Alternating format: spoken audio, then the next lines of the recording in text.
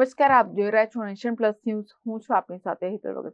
ઉત્તર સંડાના ગ્રામજનોએ બાયોમેડિકલ વેસ્ટને લઈને ગાંધીનગરમાં ગુજરાત પ્રદૂષણ નિયંત્રણ બોર્ડ ખાતે સરપંચ તેમજ ગ્રામજનો દ્વારા આવેદનપત્ર આપવામાં આવ્યું હતું. ખેડા જિલ્લાના ઉત્તર સંડા ગામે છેલ્લા ઘણા વર્ષોથી હેઝા ક્લીન બાયોમેડિકલ વેસ્ટ કંપની દ્વારા બાયોમેડિકલ વેસ્ટ સળગાવવાને લઈને ગ્રામજનો દ્વારા સ્થાનિક જિલ્લા કક્ષાએ તેમજ અનેક વખત ગાંધીનગર સુધીની રજૂઆતો કરી છે. તેમ છતાં તંત્ર દ્વારા કોઈ પણ પ્રકારની કાર્યવાહી કે કામગીરી કરવામાં ન આવતા આખરે કંટાળીને ઉત્તર સંડા ગામેથી ગ્રામજનો દ્વારા ગાંધીનગરમાં ગુજરાત પ્રદૂષણ નિયંત્રણ બોર્ડના ચેરમેન આરબી બારડને આવેદનપત્ર આપી રજૂઆત કરી હતી. ઉત્તર સંડા ગામમાં છેલ્લા 11 વર્ષથી હેઝા ક્લીન બાયોમેડિકલ વેસ્ટ કાર્યરત છે અને તેને બંધ કરાવવા માટે અમે ગામજનો આજે આવ્યા છીએ. જો સાહેબને અમે આવેદનપત્ર આપ્યું, સાહેબે અમને કહ્યું છે કે તપાસ કરાવીશું અમે અને તપાસ કરાવીને એક્શન લઈશું. પણ અમે 11 વર્ષથી આવીએ છીએ. 11 વર્ષથી અમે આ એકની એક જ વસ્તુ સાંભળવામાં આવે છે અમને લોકોને, ગામવાળાને, કે તપાસ કરાવીશું અમે. પણ હજુ લગીને એ લોકોની તપાસ પૂરી થઈ નથી. તમારી માગણીને સંતોષ થાય તો આગળ શું કાર્યવાહી? અમારી માગણી સંતોષાશે નહીં તો અમે આવનારી આગામી ચૂંટણીનો સખત વિરોધ કરીશું. જે સરકારને ધ્યાને લેવો પડશે, આ વિરોધ અમે નોંધાવીશું. ગ્રામજનોએ આરોગ્યલક્ષી થતી સમસ્યા બાબતે સરપંચ ઈશિત પટેલને ઉગ્ર રજૂઆત કરી હતી.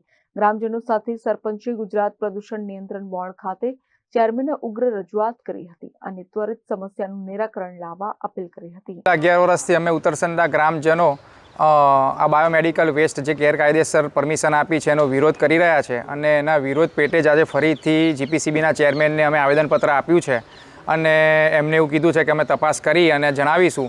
પણ એ દર વખતે એકને એક જવાબ આપે છે.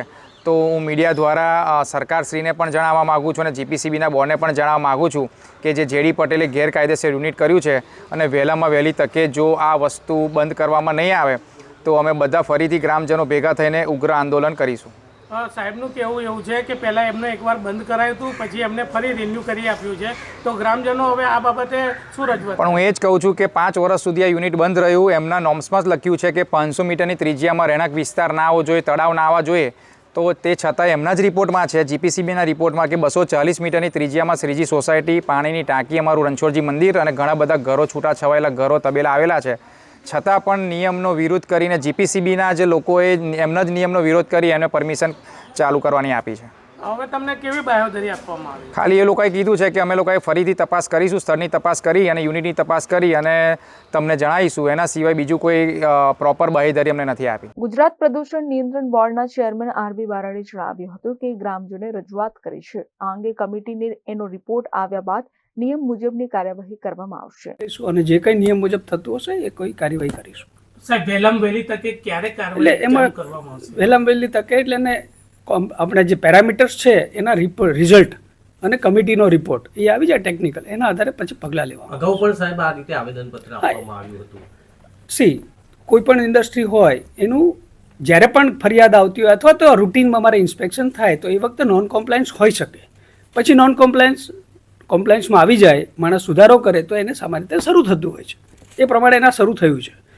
પણ એ જો પોતે પેરામીટર્સ નહીં લાવે તો પછી એ ફરીવાર બંધ પણ થઈ શકે, ક્લોઝર પણ થઈ શકે છે. આજુબાજુમાં સાહેબ રહેણાંક વિસ્તાર છે, એમના સ્વાસ્થ્યને પણ નુકસાન થાય છે. એ પણ શું અમારા જે નિયમો છે ભારત સરકારના જે સેન્ટ્રલ પોલ્યુશન કંટ્રોલ બોર્ડના, એ નિયમોના આધારે જ અમે મંજૂરી આપી શકીએ. એનાથી વિરુદ્ધ અમે કશું કરી શકીએ નહીં. ઓકે, શું પગલાં લેશો આ બાબતે તમે? એ દરેકમાં પગલાં નક્કી છે. શોકોઝ નોટિસથી માંડીને ક્લોઝર સુધીના 4 પ્રકારના પગલાં લેવામાં આવતા હોય છે. જે પ્રમાણે એનું નોન કોમ્પ્લાયન્સ હશે એ પ્રમાણેના પગલાં લઈશ. આણંદથી દિનેશ પટેલની સાથે Hiren Shah, nation plus news, Anand. સમાચારોના સતત અપડેટ મેળવવા માટે અમારી નેશન પ્લસ ન્યૂઝની યુટ્યુબ ચેનલને સબસ્ક્રાઇબ કરો, બેલ આઇકન દબાવો અને જોડાયેલા રહો ફેસબુક, ઇન્સ્ટાગ્રામ અને ટ્વિટર પર.